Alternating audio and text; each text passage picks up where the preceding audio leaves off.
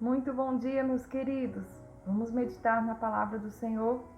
Hoje nós queremos aprender sobre como vencer o pecado.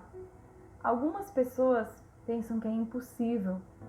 Outras se julgam tão fortes, tão puras e tão santas que acham que tiram de letra, que é muito fácil vencer o pecado. Na Bíblia nós vemos pessoas muito sábias, como Salomão, por exemplo, foi derrotado pelo pecado. Nós conhecemos também homens muito fortes, como Sansão, por exemplo, que também foi derrotado pelo pecado. Nós conhecemos homens muito valentes, como o valente Davi, que também foi derrotado pelo pecado. Mas teve um carpinteiro de Nazaré, que não foi derrotado pelo pecado. E é com ele que nós queremos aprender nessa manhã como nós podemos vencer o pecado.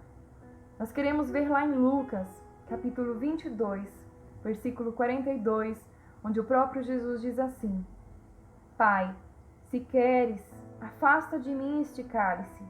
Contudo, não seja feito a minha vontade, mas a tua. Então, a primeira dica que nós podemos aprender com Jesus para vencer o pecado: fazer a vontade de Deus e não a nossa, não a vontade da nossa carne.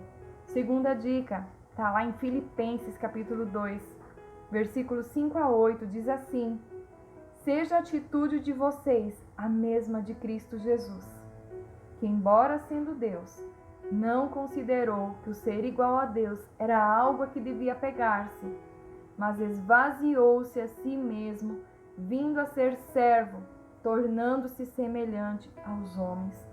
Então aqui nós vemos que Jesus se humilhou e foi obediente ao Pai. Esse é o segundo segredo da vitória contra o pecado. E ainda temos mais uma dica. Lá em Hebreus, capítulo 5, versículos 7 e 8, diz assim: Durante os seus dias de vida na terra, Jesus ofereceu orações e súplicas em alta voz e com lágrimas àquele que o podia salvar da morte, sendo ouvido por causa da sua reverente submissão. Embora sendo filho, ele aprendeu a obedecer por meio daquilo que sofreu.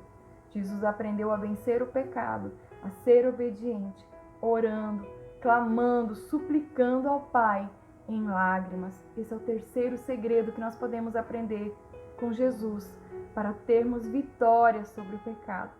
Esse mês nós aprendemos sobre o tema Simplesmente como Jesus na nossa igreja. E nós queremos continuar aprendendo todos os dias com Jesus.